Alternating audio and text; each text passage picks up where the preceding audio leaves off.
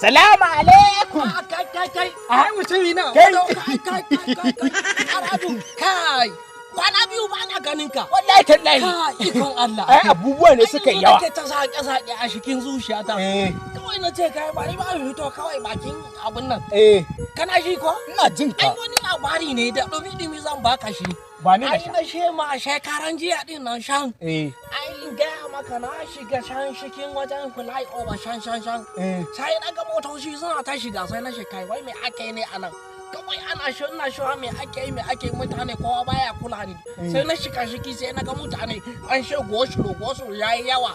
Sai na kai ni abin da kawai ya kamata a wai abin da zan yi kawai in samu ko in ji in hitar da mutanen nan kawai da na tashi na zuciya kawai na ji kwanci na ya fara zama kato. Na ga shi kawai na dinga shirye su ina ajiye su kan jefe. Ai kaga na taimaka musu ko? Gaskiya ne. To ni ma ko ban baka wani labari ba. Ina jinka. Ina dai bayan gidanka. Bai ta goda ba. Ina jinka.